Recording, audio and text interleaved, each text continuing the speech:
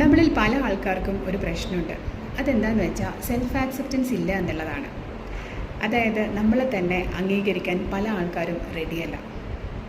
Psychology പറയുന്നു self acceptance എന്ന് പറയുന്നത് മെൻ്റൽ സ്ട്രെങ്ത്തിൻ്റെ ആദ്യ പടിയാണെന്ന്. നമ്മൾ കേട്ടിട്ടുണ്ടാവും, ചില ആൾക്കാർ പറയും അവർക്കൊക്കെ എല്ലാം സാധിക്കുന്നു, അവർക്കൊക്കെ ഒത്തിരി വിജയങ്ങളുണ്ടാവുന്നു, പക്ഷേ എനിക്കൊന്നും കഴിയുന്നില്ല, ഞാൻ ഒത്തിരി പിന്നിലായിപ്പോയി.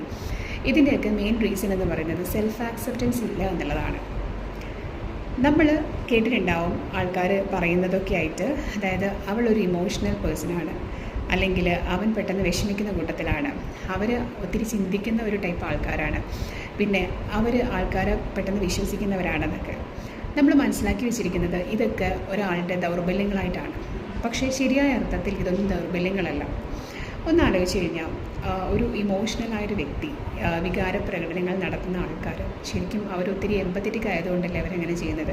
പിന്നെ പെട്ടെന്ന് വിഷമിക്കുന്നവരാണെങ്കിൽ അവരൊരു സെൻസിറ്റീവ് ആൾക്കാരാണ്. പിന്നെ ചിന്തിക്കുന്ന ആൾക്കാർ അവരൊരു ഡീപ്പ് തിങ്കേഴ്സ് ആയിരിക്കാം. പിന്നെ ആൾക്കാരെ വിശ്വസിക്കുന്നവർ, വേഗത്തിൽ വിശ്വസിക്കുമെന്ന് പറയുന്നവർ പ്യൂർ ഹാർട്ടഡ് പേഴ്സണാലിറ്റീസാണ്. അതായത് നമ്മൾ മനസ്സിലാക്കി വെച്ചിരിക്കുന്ന ദൗർബല്യങ്ങളൊന്നും ശരിയായ അർത്ഥത്തിൽ ദൗർബല്യങ്ങളല്ല. അതിനെയും നമുക്ക് മെൻ്റൽ സ്ട്രെങ്ത്താക്കി മാറ്റാൻ കഴിയണം.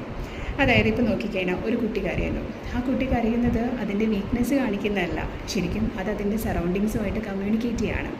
പിന്നെ ഒരു അഡോളസെൻറ്റ് ഒറ്റപ്പെട്ടു പോയി എന്ന് തോന്നുന്നത് അത് ശരിയായ രീതിയിലൊരു ഒറ്റപ്പെടലായിരിക്കണമെന്നില്ല.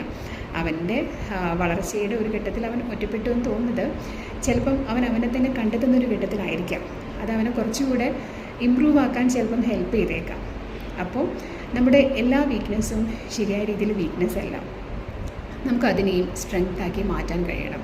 അതിന് വേണ്ട ഒരു ഇമ്പോർട്ടൻറ്റ് ഫാക്ടർ സെൽഫ് ആക്സെപ്റ്റൻസ് ഉണ്ടാകുക എന്നതാണ്. സെൽഫ് ആക്സെപ്റ്റൻസ് എന്ന് പറയുന്നത് ഞാൻ പെർഫെക്റ്റ് ആണ് എന്ന് ചിന്തിക്കുന്നതല്ല. എനിക്ക് വീക്ക്നെസ്സസ് ഉണ്ട്, പക്ഷേ എന്നാലും ഞാനൊരു വിലപ്പെട്ടവനാണ് അല്ലെങ്കിൽ വിലപ്പെട്ടവളാണ് എന്ന് മനസ്സിലാക്കുന്നതാണ്. അതായത് നിങ്ങളുടെ ഫ്ലോസും സ്ട്രെങ്ത്തും ഒക്കെ ചേർന്നതാണ് നിങ്ങൾ. സോ നിങ്ങൾ സ്വയം അംഗീകരിക്കാൻ തയ്യാറാകുക, സെൽഫ് ആക്സെപ്റ്റ് ചെയ്യുക.